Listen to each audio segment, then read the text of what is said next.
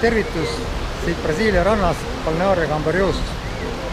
Ma tahan teile rääkida päikesest, päikese võtmisest, päikesekaitsekreemidest ja päikeseprillidest. Ma näen päris tihti siin inimesi, kes ennast kreemitavad, lootes ennast kaitsta niimoodi päikesekiirte eest. Kuid ma tahaks teid sellest hoiatada, et päikesekiirte eest kreemiga kaitsmine on tegelikult pettus ja see ei toimi. Uskuge mind, loodus on niivõrd põhjalikult meid paika pannud, et kui meil tekib päikesest üleküllus, anname nahkmine sellest tunda põletusega, läheb punaseks ja annab märku, et ole hea mees, mine varju. Aga suured leiutajad, teadlased tegelikkuses on tegemas inimudele palju kurja, on loonud valmis mingid kreemid, mida nad väidavad siis aitavad, pakuvad kaitset päikesekiirte eest. Vaadake, kui nahk hakkab tundma, et tal on aeg mitte nii pruunist küpseda, nagu siin mõned on,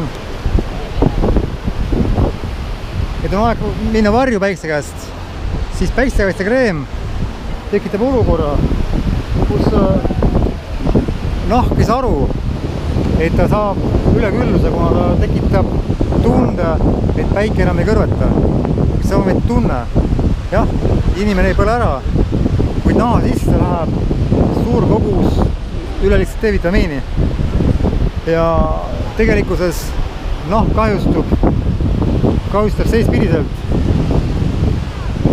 nahale põletikku tekitamata ja on ilmnenud, et just nahavähk on tekkinud aegadel, kui inimkond hakkas kasutama päikesekaitsekreeme. Seega ei ole ühtegi asitõendit selle kohta, et päikesekaitsekreemid on hakanud kaitsma inimesi nahavähi eest. Aga vastupidi. Ja järgmine asi on see, et mingid leiutajad on leiutanud prillid, mis on tumedate klaasidega ja mingid ärihaided leid sellest moehulluse, mida kõik siis suure raha eest ostavad.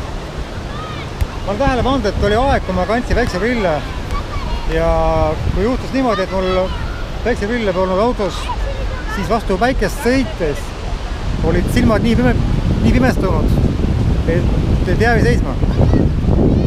Ja pärast seda, kui ma loobusin neid prille kandmast, mu silmad harjusid taas päiksega ja päikesekiired ei tundu enam üldse nii pimestavad, nagu enne olid. Et mis siis tegelikult toimub? Toimub see, et silmad on meil nagu andurid, et me tajume läbi silmade maailma ja me näeme ruumilist pilti, kuid läbi silmade on veel võimalik meie nahal aru saada, kui tugev on hetkel päikesepaiste ja sellele vastavalt siis hakata toimima. Ja olukorras, kus siis päike on päikseprilliga ära varjatud, silm ära petetud ja silm ei saa sellises olukorras anda enam nahale ega kogu kehalegi õiget teavet selle kohta, kui tugev on päike ja nahk ei saa ennast päiksest kaitsta, tekib olukord, kus päikseprill pimestab ära silma ja tegelikult jätab sellega selle keha talituse kaitsta nahka päikse eest olematusesse.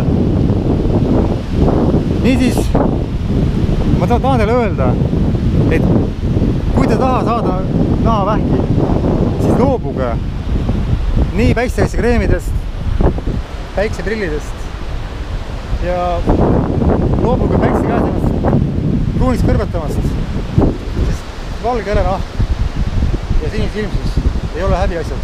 Te ei pea olema ära kõrbenud. Võtke päikest nii palju kui taluta ja kui nahk hakkab punetama, minge varju, minge seenekese alla ja loobuge ennast mingi kunstliku ainega määrimast ja omale mingeid asju silme ette panemast. Ma tänan teid kuulamast. Suur tänu, et kuulasite. Suur tänu, et minuga koos neid vaateid naudite. Ja